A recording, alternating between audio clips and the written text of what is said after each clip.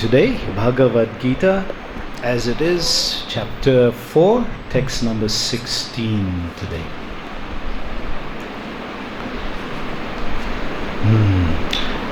Kim karma kim akarmeti kavayorpi atra mohita tatha te karma praviksyami yajgyatva mokshase subhat. Kim karma kim akarmeti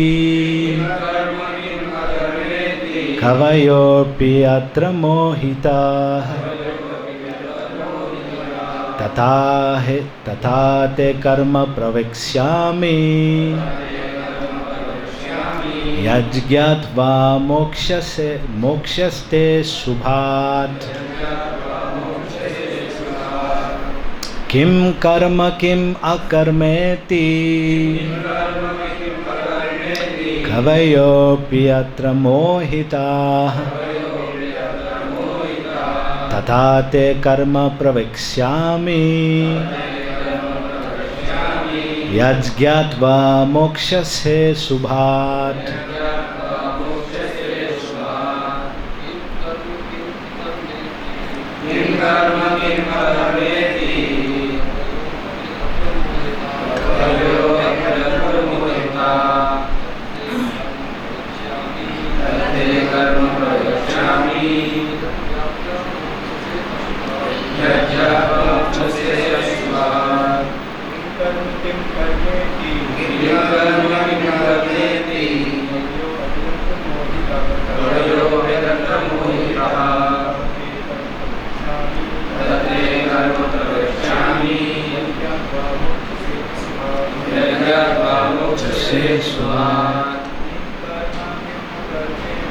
Kim karma kim akarmeti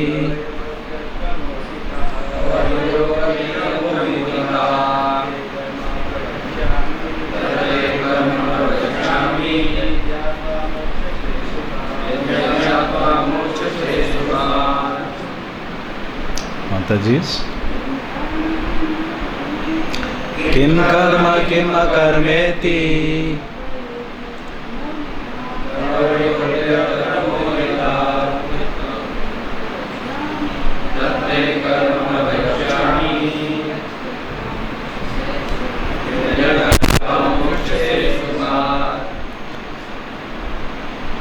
Okay, we'll do the synonyms. Kim, what is? Karma, action. Kim, what is? Akarma, inaction. Iti, thus. Kavaya, the intelligent. Api, also. Atra, in this matter. Mohita, are bewildered. Tat, that.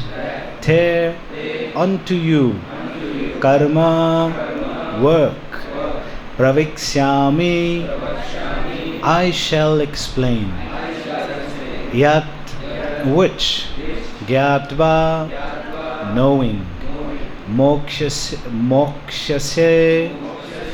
you will be liberated. Asubhat, from ill fortune.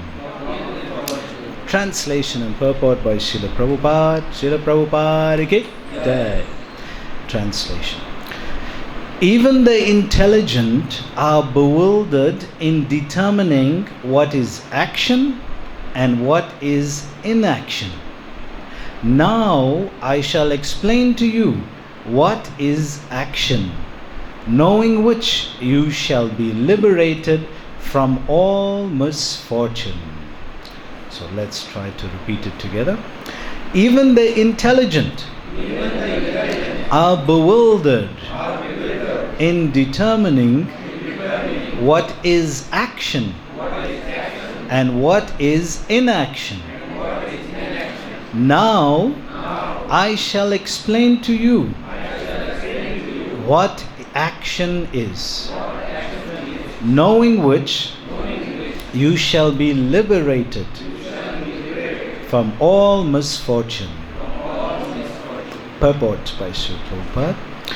Action in Krishna consciousness has to be executed in accord with the examples of the previous bona fide devotees. This is recommended in the 5th verse. Why such action should not be independent will be explained in the text to follow. To act in Krishna consciousness, one has to follow the leadership of authorized persons who are in a line of disciplic succession, as explained at the beginning of this chapter. Where is he explained it in the beginning of this chapter? What is the, yes? No, in the beginning of the chapter.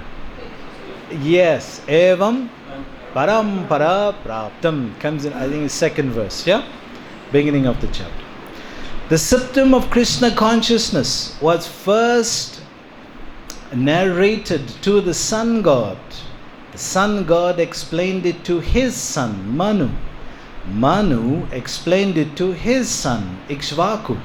And the system is current on this earth from that very remote time. Therefore, one has to follow in the footsteps of the previous authorities in the line of disciplic succession. Otherwise, even the most intelligent men will be bewildered regarding the standard actions of Krishna consciousness. For this reason, the Lord decided to instruct Arjuna in Krishna consciousness directly. Because of the direct instructions of the Lord to Arjuna, anyone who follows in the footsteps of Arjuna is certainly not bewildered. It is said that one cannot ascertain the ways of religion simply by imperfect experimental knowledge. Actually, the principles of religion can only be laid down by the Lord Himself. Dharmantu sakshat bhagavat pranitam. Srimad Bhagavatam 6.3.19. No one can manufacture a religious principle by imperfect speculation. One must follow in the footsteps of the great authorities like Brahma, Shiva, Narad, Manu, the Kumaras, Kapila, Prahlad, Bhishma, Sukadev, Goswami, Yamaraj, Janaka, and Bali Maharaj. By mental speculation, one cannot ascertain what is religion or self-realization. Therefore, out of causeless mercy to His devotees, the Lord explains directly to Arjuna what action is and what inaction is.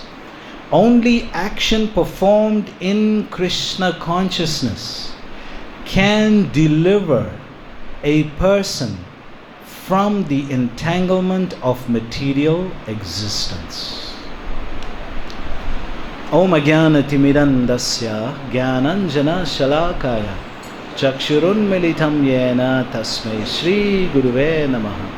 Shri Chaitanya Manovistam Stapitam Yena Bhutale Swayam Rupa Kadamaiham Dadati Swapadantikam Vandeham Shri Guru Shri Yuta Padakamalam Shri Gurum Vaishnavanamascha Shri Rupam Sagrajatam Sahagana Raghunatam Tam Sajivam Sadvaitam Sarvadutam Parijana Sahitam Krishna Chaitanya Devam Sri Radha Krishna Padam Sahagana Lalita Shri Vishaknamascha Namo Om Vishnu Padaya Krishna Prastaya Bhutale Srimati Bhakti Vedanta Swami Tinamine Namaste Saraswati Deve Gauravani Pracharine Nirvishesha Shunyavadi Paschatya Visatarine Vancha Kalpa Tarubhyascha Kripa Sindhu Bhyevacha Patitanam pavanebhyo Vaishnavebhyo Namo Namaha. Jai Shri Krishna Chaitanya Prabhu Nityananda Shri Advaita Gadadhar Shivasadi Gaura Bhakta Vrinda. Hare Krishna Krishna Krishna Hare Hare, Hare Rama Rama Rama Hare Hare. So we welcome everybody today to today's Gita class. Thank you for joining us. We are in probably the most important part of the first section of the Bhagavad-Gita. How many parts is the Bhagavad-Gita divided into? 3 parts, 3 sections. What is the first section? Karma Yoga from chapter 1 to 6. And then from 7 to 12, bhakti-yoga, and then jnana yoga. So in this Karma Yoga section, this part is the most essential part. It's in transcendental knowledge, but Krishna is about to, in tomorrow's verse 17, to explain 3 amazing aspects of your Karma Yoga. How Karma Yoga is into, or karma is in 3 different forms of karma. And by understanding this, Arjuna then gets a question which leads to the whole of the 5th chapter of Bhagavad-Gita. We are in the 4th chapter now, but the content or what is being discussed and described majority in the 5th chapter comes from this part we're doing right now. So it comes from tomorrow's verse, but it's a build-up. It's a build-up for Krishna is getting an opportunity to explain himself as God. Not yet as Bhagavan, but as God, the supreme controller. And that knowledge or information about himself is explained. What God does when he comes, we discussed that last week. Yada yada hi dharmasya, he comes to establish dharma, and he comes to also pavitranaya sadhunam, to save the sadhus, and duskritinas, vinashaya, to annihilate the duskritinas. So he comes for that activity that he does. But beyond that, Krishna also gives a teaching. He is guru. He is acting as a teacher, as a guru to Arjuna here, and he's giving a philosophy. Now it's very, very interesting because another aspect, Krishna spoke just like he's speaking to Arjuna in the Vedic Siddhanta is where he spoke Bhagavad-Gita to Arjuna, and he spoke again philosophy to another person. Yes, Uddhav Gita. And Uddhav Gita is double the size of Bhagavad-Gita. It's almost 1400 verses. And the situation or expression of bhakti is different. It's very different. Here, Krishna is encouraging karma as a means to get to bhakti because of the nature of the person. Krishna is telling Arjuna, I want you to act in performing your duty, do your activity, karma. So, but with Uddhav, he is speaking the opposite. I want you to renounce. He is speaking the philosophy of renunciation, which will lead to bhakti. Here in this Gita, in Bhagavad-Gita, in Uddhav Gita, he is speaking the philosophy of renunciation leading to bhakti. In Bhagavad-Gita, he is speaking the philosophy of karma leading to bhakti. So it's very interesting. So we see a quick summary of what we're discussing. We are in this section. Today we're doing 16.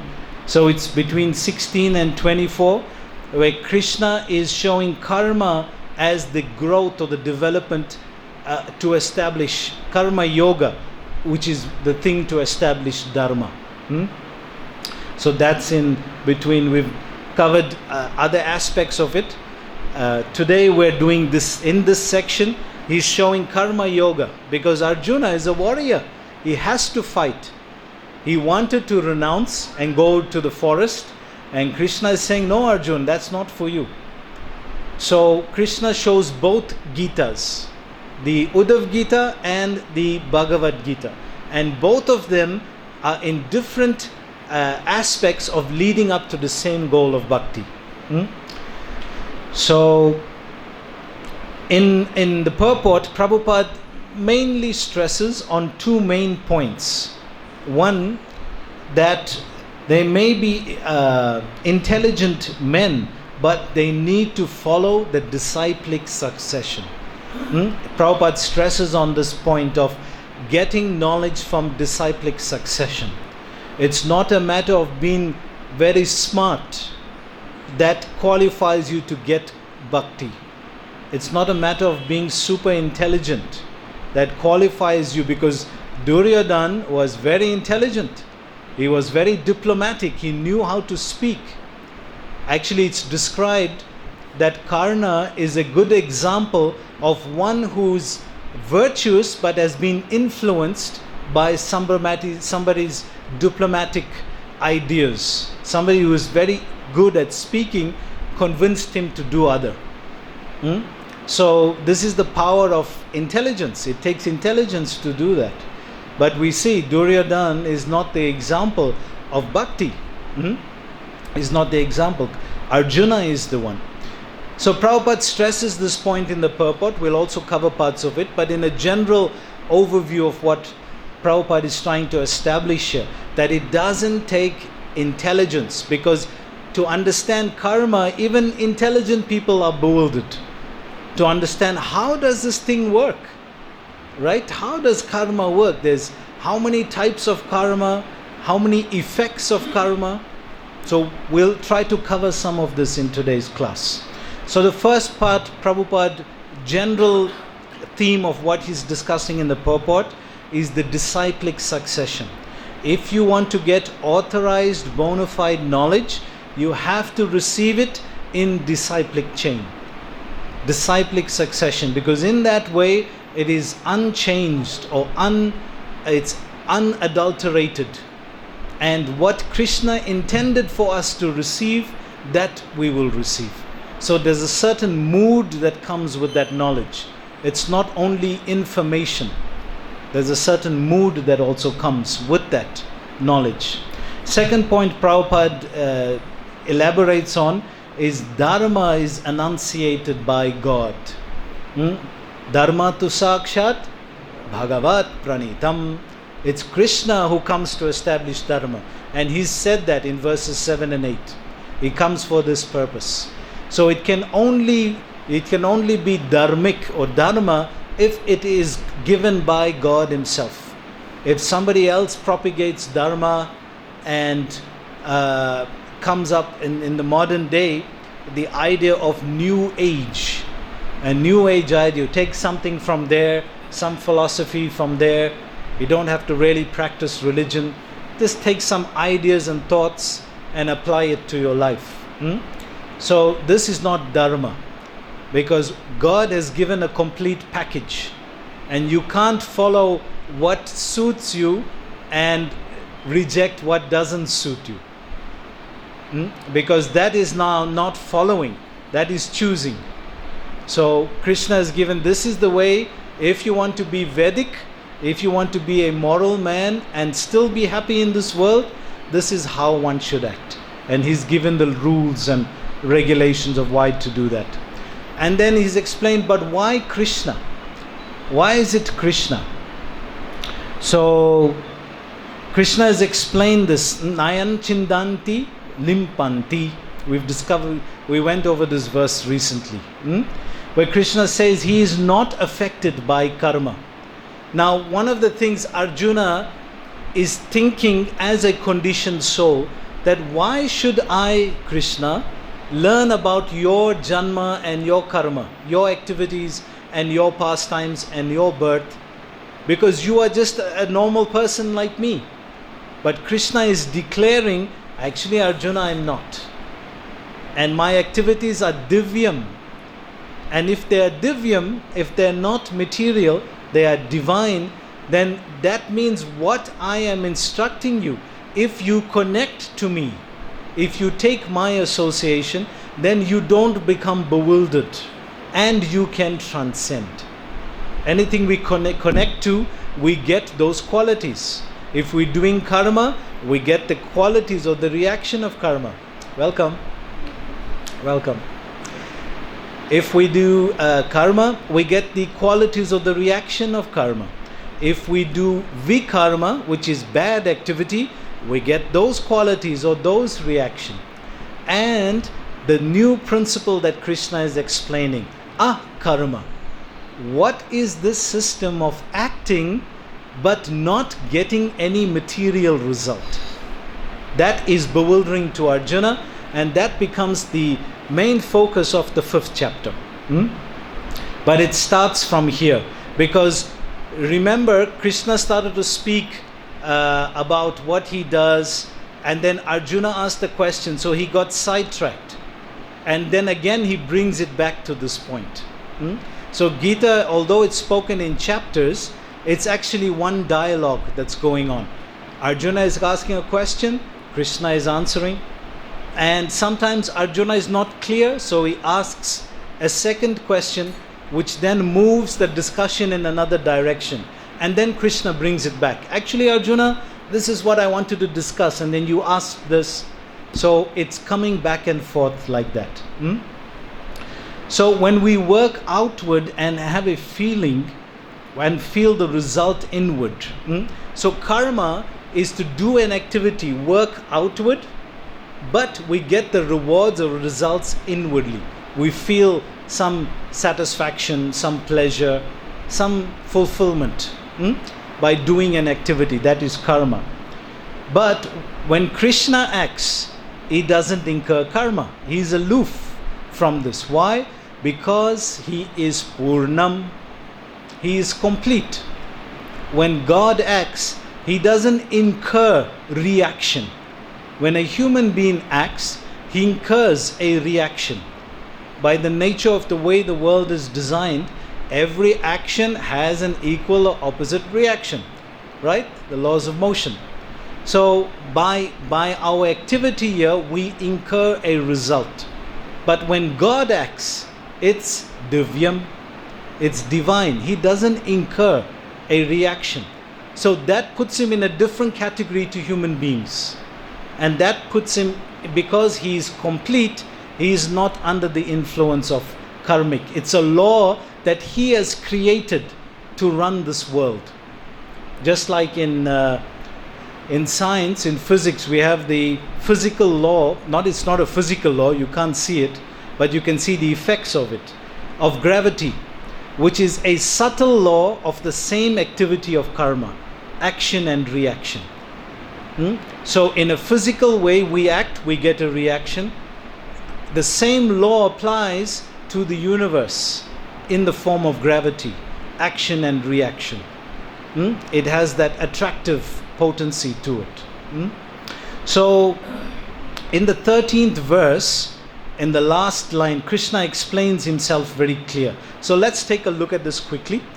So we're on the 16th verse today, so 3 verses back.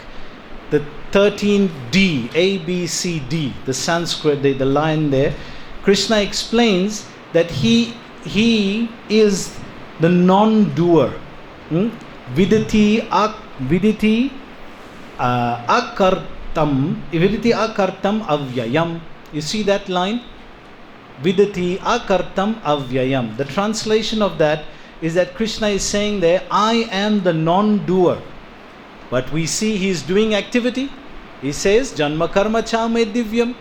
If you study my activity, but the nature is of his activity, it doesn't incur karma the way we incur karma.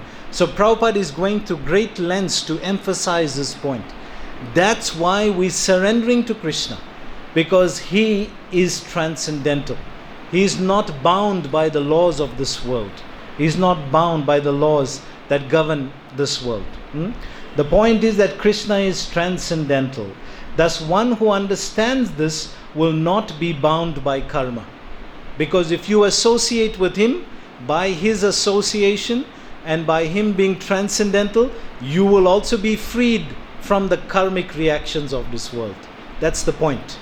That's why we are associating with God, because by his transcendental nature, one is freed from the karmic reaction of this world. So we can also become transcendental by connecting to him. Transcendently understanding this is not theoretical. It is transformational. It is not just an idea. That's why if you are intelligent, you won't understand. It doesn't take intelligence for this. It is transformational. It has to be applied to one's being. Spirituality has to be applied to be understood.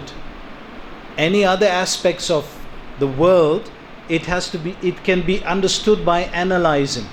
Like a physicist or a chemist, he does his experiments by analyzing, and he gets to understand.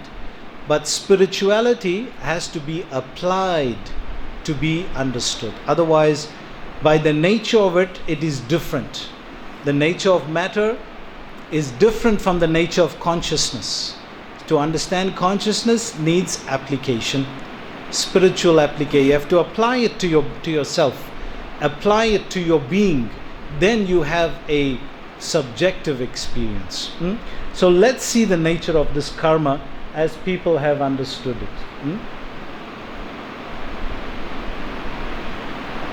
So this is the three different broad categories, that the three types of karma. We're going to discuss this tomorrow, but it is the foundation for today's verse. That the first one is karma, which is action as we know it, and as many people know it. Karma as action. You do an action, you get a reaction. But there's a subtle side of it also.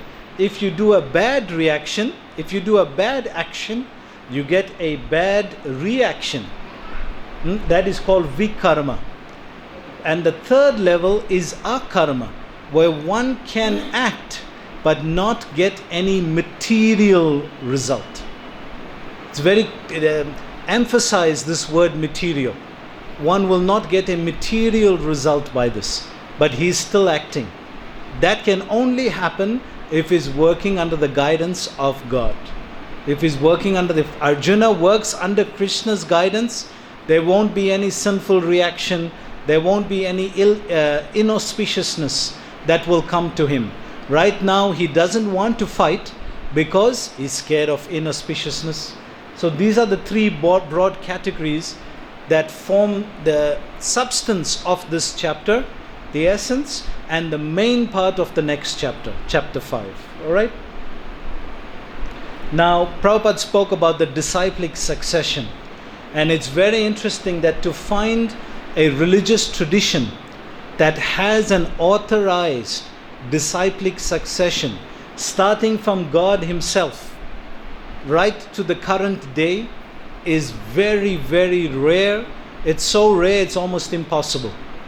But in the Vedic tradition, Prabhupada has taken great lengths to show this. And this is taken from the beginning of the Bhagavad-Gita. This is all the different grand spiritual masters over the years that have come to be from disciple to grand masters in the practice of spirituality, in the practice of bhakti-yoga. And right down the last person, the 32nd person is Srila Prabhupada. So you can see what he is speaking, he's actually lived through himself. He is the recipient or the grand spiritual master of 32 great generations of spiritual teachers that have received this knowledge of bhakti yoga, Krishna consciousness, from God himself, from Krishna himself. And this is very rare and very unique. So let's take a quick look at what is a typical understanding of karma today. This is the second in our karma archives. This is the second in our karma series, and in this video we discuss the types of karma. So the different types of karma. So what I showed you this now is, he's calling it types, but basically he's discussing the different effects of karma, not types. Effects, the different stages that karma develops from? As you all know, karma is a universal law of cosmos. There are three main types of karma. One, that has already begun. Second, that has been previously gathered. And the third, that has not yet come. So we know this in Sanskrit also. It's described as bija, kut, parabdha, aparabdha. 4 levels. Bij means seed. So it's in the seed form. Your reaction, be it good or bad, as just came up in a seed form. It is not developed. Then kuta.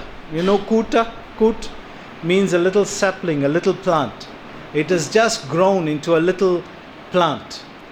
Then parabdha. It is what we get manifest karma right now.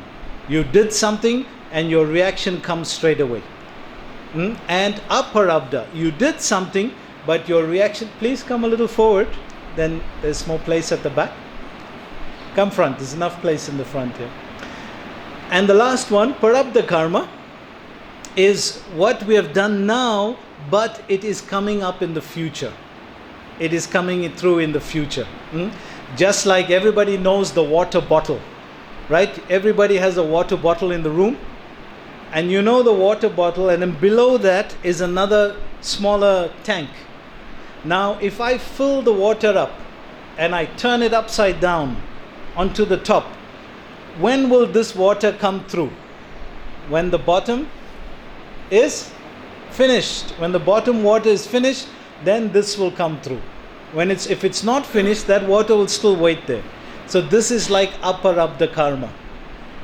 It will wait till this has finished off and then it comes through. So sometimes you don't get an instant result. It comes after some time.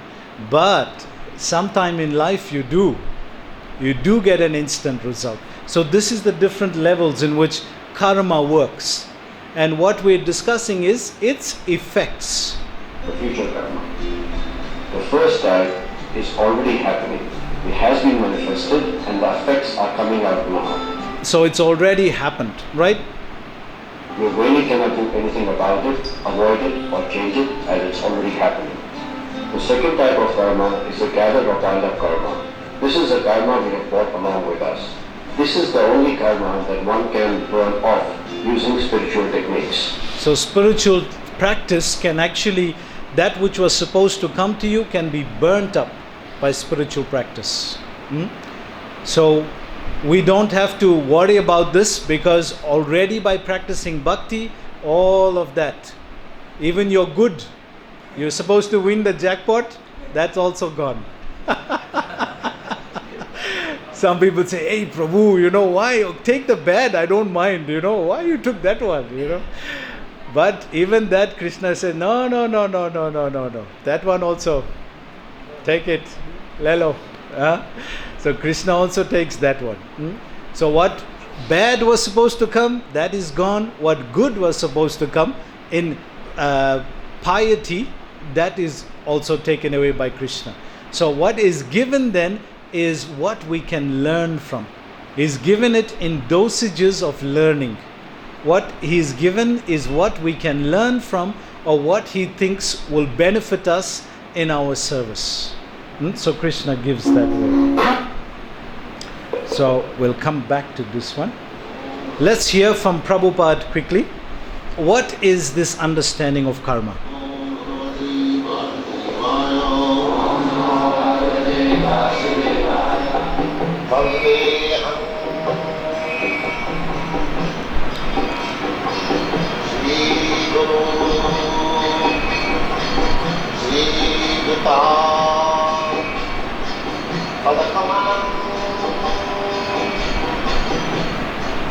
We have been given by the Supreme Father.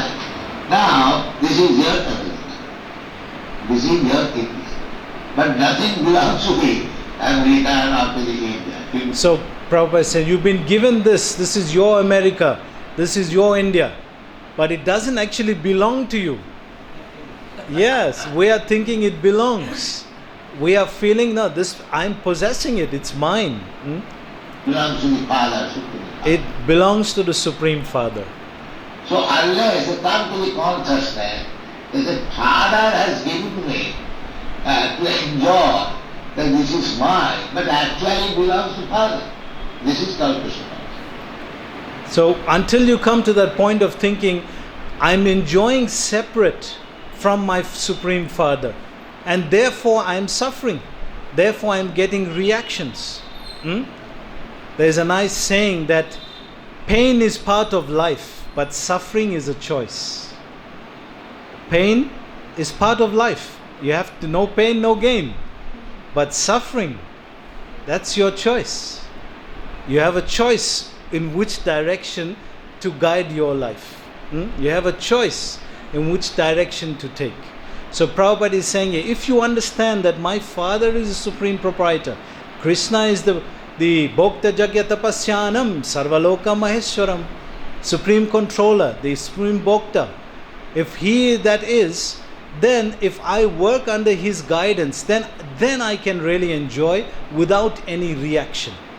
Otherwise, any other form of enjoyment will cause a reactive cycle which will bind one in this world. This is called Krishna consciousness. Therefore, those who are Krishna conscious, truly conscious, that nothing belongs to me, everything belongs, Ishavasa belongs to me. Just inch, even minute thing, even atom, that belongs to God. Prabhupada is saying even an atom belongs to God. I am not proprietor. I am not the proprietor. For karma to enjoy, one has to give up this intent. Karmi, we say karmi, right? But the nature of the world today, there are more vikarmis than karmis. How many people actually do pious activity? A karmi is one who does pious activity. A vikarmi is one who engages in bad activity. So the more activities of the world today are done by vikarmi conscious people. If this sense comes to you, then you are free. If this sense comes to you, then you are free. If you realize I'm not the controller, I'm not the supreme enjoyer, that I should work under the guidance of God. That is stated in the Bhagavad-Gita. Panchabhya vicharani bhakti yuni najasya. Sagunan samakito etan brahma priyayatan. The bondage is Gunamaya Maya being wrapped up by the qualitative modes of nature. So by the modes of nature, you cannot escape karmic reaction. Mams chovi bicharena, Prabhupada quotes us, bhakti-yoga sevate, sagunan samatite tan, brahma bhuyaya kalpate.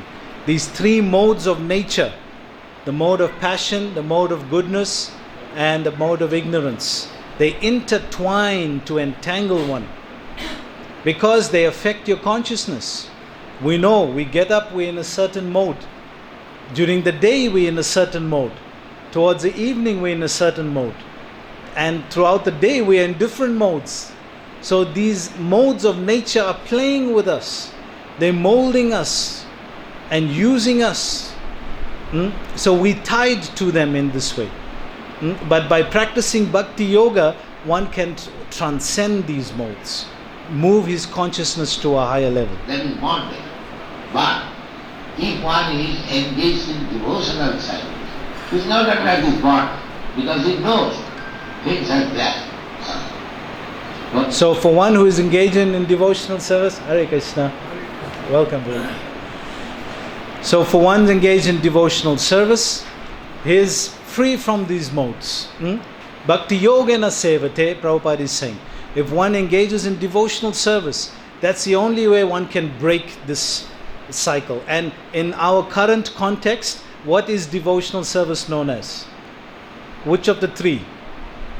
Yes, akarma yoga, akarma. Action but no reaction. Action, acting for Krishna's pleasure, acting for under Krishna's guidance. So let's see here. So he acts out of... So all karma gives a material result, but Krishna gives a spiritual result.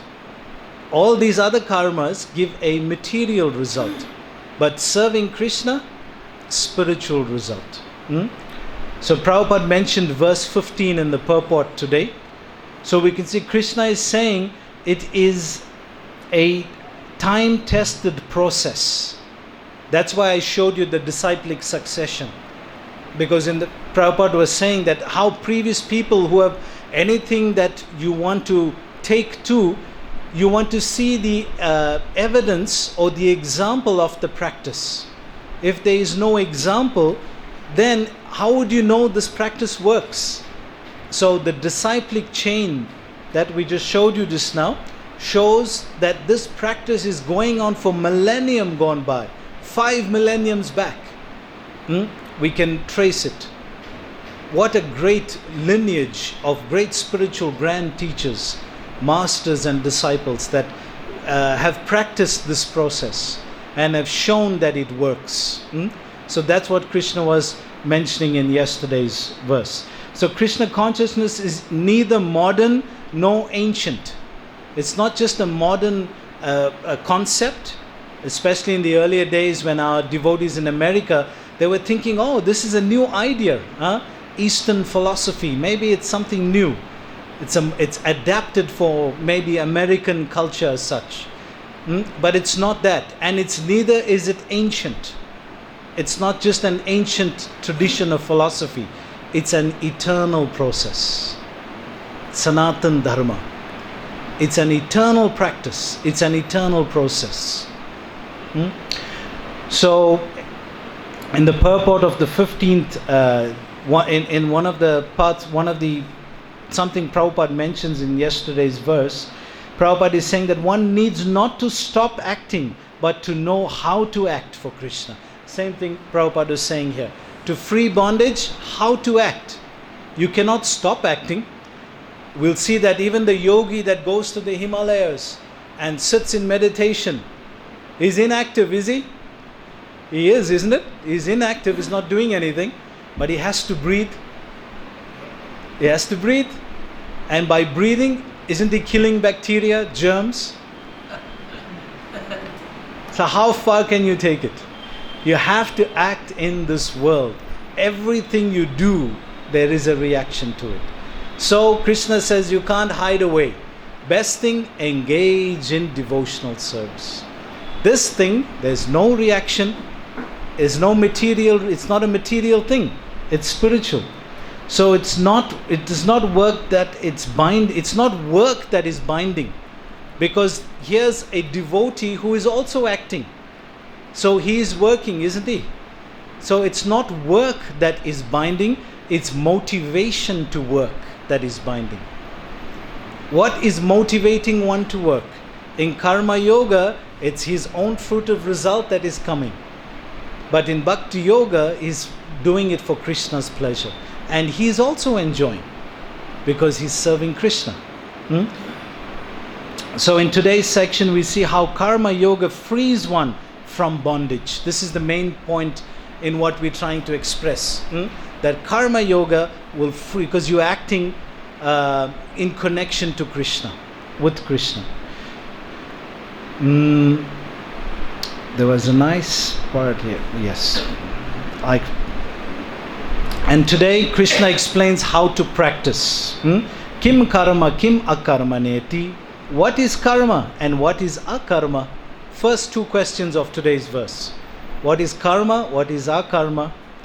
So even the wise are bewildered. And Krishna says that you, Arjuna, if you understand this, then you are free from inauspiciousness. If you understand what is karma and akarma, then you are free from action and reaction. And right now Arjuna's concern is, if I fight, I will get reaction. I don't want to fight. So another interesting point that comes up is the last line. If you open your Bhagavad-Gita, the last line of the verse, the Sanskrit line, it's repeated again in 9.1. The last line, Yaj Gyatva Moksha says Shubhat. You see that? Right? If you open to chapter 9 verse 1, you see the same line there again, exactly the same. Krishna again is saying in the last line of chapter 9 verse 1, Again he says that Yajgyatva moksha says Shubhat. Knowing this, free from all material miseries. So twice he's expressed this. That action, if one knows, because there it's also, what is the title of that chapter? Most confidential knowledge. This is called transcendental knowledge. So again he's stressing that once you know this principle, that by acting in devotional service, no karma comes to one. One is freed from karmic reaction. One gets freed from all inauspiciousness. So let me show you one more clip and then we'll tell you a nice story that comes in the Mahabharata. Just like I am a foreigner and I come to your country. If I say that this country is mine, then there is country. But if I know that I have come as a visitor or as a foreigner, I have come here, then there is no trouble. So Prabhupada's last example is giving there, that if you go to America as a visitor, there will be no problem. You go and enjoy the facilities and enjoy your stay there and come back. But if you go there and say, no, this America is mine, Christopher Columbus, this is mine, America belongs to us, yeah? Or Mera Bharat, Mera Mahan, yeah, Mera Bharat Mahan hai, yeah? Mera hai. Why is Bharat so great? Because I am great. That's why it's Mera hai, na? So same idea. But if you understand this belongs to Krishna, I can use it in connection to him for his service, then I get free from any reaction. So I wanted to show you something here. Yes. So this is some idea in the modern day of instant parabdha karma, instant reaction. Karma is the law that brings back the results of all the thoughts, words and actions to the person performing them. So whatever you do comes back to you in different time schedules. Just like a boomerang, they sooner or later come back to us with the same or similar effect and result. Now, let's have a look how this karma law actually works. So let's see how this karma law works, right? At different time schedules. Remember, Bij, Kut, Parabdha, Aparabdha. 4 different time schedules in which karma reacts. So some of the footage is a little strong. Don't be, because it's karmic reaction, but we'll learn something from it. So here's somebody driving and a guy is impatient. Oof, he just missed it there. So he thought he got away, but look what happened to off the road. So here, I don't know what he's trying. He's probably trying to hurt this dog or something, to do something with it. Turn it around and he falls out. So again here, you try to attack somebody, instant reaction.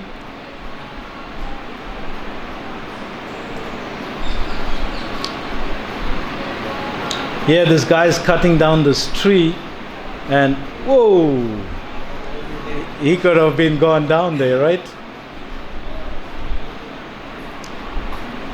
Yes, a youngster trying to do some fancy moves on a skateboard and instant reaction, yeah?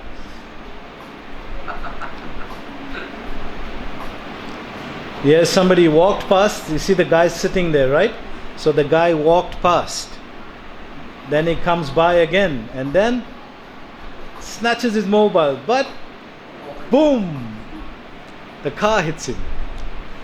So he did some bad action, and instantly he got the car just banged him over there. So he got an instant reaction there.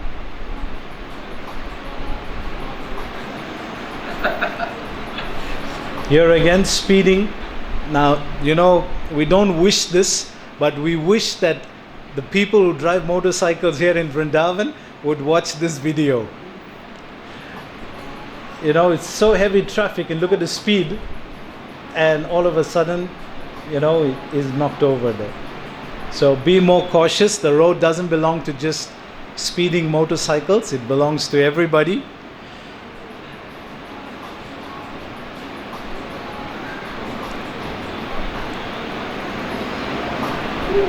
Yes, trying to do some crazy tricks. So, people are adventurous. Krishna says, I am also adventure. In Bhagavad-Gita, he says, I am adventure as well. So here again, you got a group of youngsters on a motorcycle showing off, and then he drives straight into a light pole.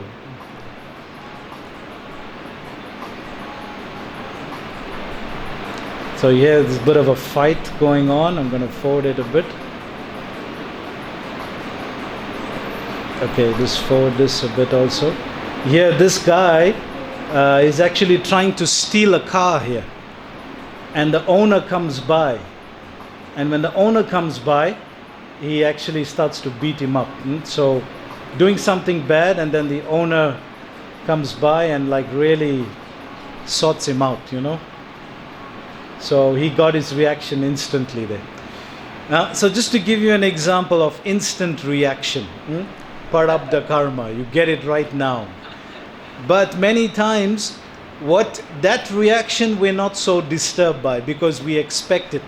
Especially when somebody does something wrong, he expects at least the law is going to catch me, I know. I have to be careful. But what we little apprehensive about is, why did that happen to me when I'm doing good?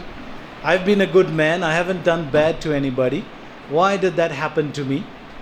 So I was telling you about the water in the big bottle of water that we drink every day. So when that bottom part is finished, then that water starts to come through. Just like that aparabdha karma has fructified then. It has fructified after a long time, sometimes over lifetimes. Like Dhritarashtra, he had to take 50 births in order to get 100 sons, all at one time, in one lifetime. So for that to have happened, he had to accumulate a lot of piety. And then when it happened, he lost all of them. So here again, so in the Mahabharata, this story about understanding karma is very interesting how it comes up. We'll end on this last story. Yudhisthira, after the war, is speaking with Bhima, and is lamenting that it's because of me that so many people are killed and so many people lost their lives in this Kurukshetra war. And Bhima is a fiery Kshatriya, right? And he's saying, what are you talking about? What about when they killed the sons of Draupadi? What about when they killed Ashvatthama? You're not considering any of that? And he says, yeah, but that was due to us engaging in the war. That's why that has come about. We shouldn't have fought the war. And then Bhima and Yudhisthira go back and forth. And Bhima then says, but Krishna tried. Krishna went as Shanti Dut, and still they didn't listen to him. Not only that, they tried to capture him. And Yudhisthira says, yeah, but still. And then Yudhisthira says, well, I just wish I should have to be free from this karmic bondage of killing all these people, I should just go to the forest and renounce. And Bhima turns to him and says, you think that's the greatest thing to do? The forest is full of renounced animals. They don't have anything on them. And you think they're going to get moksha or liberation free from bondage? Mr. Great Intelligent, again Prabhupada's verse today, that even the intelligent can't understand the laws of karma, how it works. So when Bhima tells Yudhisthira that the forest is full of animals who are all renounced, and do you think they're going to be freed from reaction, to get moksha?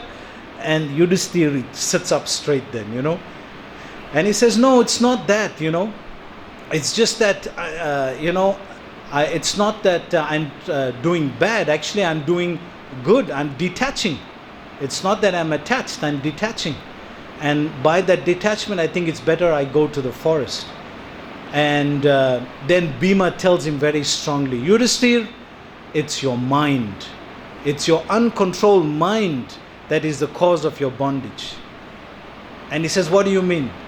He says, well, look at how your mind is moving and going in all different directions like this now. And as they're going back and forth, then they say, let's go and ask Bhishma Dev. So they go up to Bhishma. Remember, Bhishma Dev is lying on the bed of arrows, right? And they go up to him and they ask him, what is the intricacies of the laws of karma? Exactly what we're discussing today. And he himself says that it's very difficult to understand the laws of karma and how they work. And he gives himself as an example. He says, in my situation, I had to fight against Krishna, and yet he's my worshipable Lord. I had to do that kind of action. But because it's done in connection with Krishna, because it's done, I understand the mood in which Krishna's pastime had unfolded. Because like Prabhupada listed the Mahajans today, the list of Mahajans. So Mahajanayena Gata Supanta. They understand the pathway of transcendence. And they understand how to traverse that pathway. And the intricacies of it. And the delicacies of how to balance that. So he was saying, karma is such a refined thing that even though I acted, but I had to act in a way to fight against Krishna. So is that bhakti or not? Is it bhakti or not? It's difficult to understand, yeah? It's difficult to understand. So as far as we know, his sentiment was not like Kamsa. He was not doing it in an inimical way, but he was doing it in a way of bringing out this mood, that Krishna's Bhaktavatsal mood of protecting his devotee. And that is his worshipable Lord anyway. The Parthasarthi feature of Krishna is this feature that Bhishma Dev relates to as his Istadev. So it all fits in ultimately as Krishna puts it together. So we'll end there. So, we're not really over time. We're 6:30. So we'll stop there. Tomorrow will be very exciting because you actually discuss the three verses, the three different kinds of karma. Akarma, Vikarma and Karma. And Krishna explains this in further details. So thank you very much. Srila Prabhupada ki Jai.